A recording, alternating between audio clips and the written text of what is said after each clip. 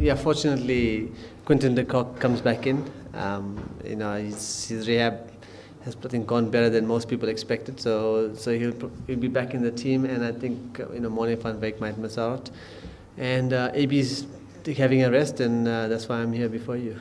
I guess the fans, it will be a win-win because last game of the tour, it's been a long one, and it's the last match before we head off to Australia. So it's good to continue with the little bit of momentum we gathered from the last match, finish on a high here, and look to be settled going into the World Cup. It's very important. I mean, you want guys to perform and to be in good form getting into the World Cup. So everybody would be hungry to excel and do their part and make sure they certainly go on that plane knowing that their skills are up to date.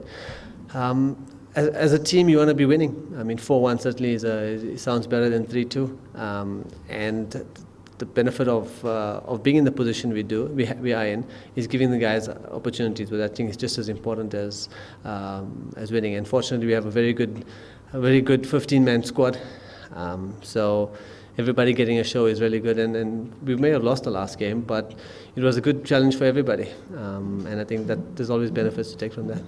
The purpose here, obviously, you want to win matches and series, but the purpose was to build for the World Cup. And we've had a look at the guys that will be representing us for the World Cup, and I'm pretty sure after this series and the two warm-up games we have in Australia, we'll have a fair idea of what our 11 will be like.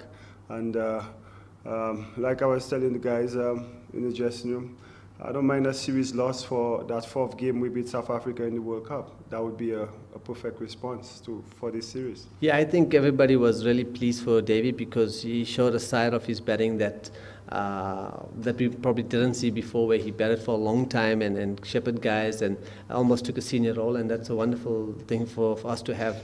I think he's played about 60-odd matches, and he's got a fair amount of experience under his belt now. So him growing as a cricketer, at international level, you're always growing, and to see David take that another step up, certainly, hopefully, bode well for us. From the time I've been following, I don't think I've had a World Cup where South Africa has not been favourites.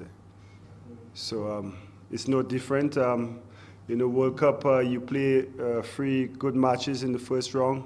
You're into the knockout stages, and with that, cricket is played on the day, anything is possible. So I'm not really bothered about South Africa. I'm more focused on what we as a group, West Indies team, if we could be consistent in all 3 disciplines, especially the amount of match winners we have in our squad, we could be a force to reckon with. But we got to play as a team and be consistent in all three disciplines. The Aussie series was a very compact series. I mean, we had 5 games in basically 10 days there. And to have that intensity and that experience in Australia and New Zealand before that was certainly very valuable for us. And coming back here, playing against West Indies and getting 3-0 up, in many ways, it was a little bit of a less intensity, especially after getting 3-0 up. So it gives the team a bit more space in checking your squad out. So going to the World Cup, I think we'd be very fresh to try and get back into the serious competition. So I think it's really good preparation that we've had. That we had a really tough series in Australia where we didn't do too well. Had a few hiccups in that series. Came back and we've done pretty well.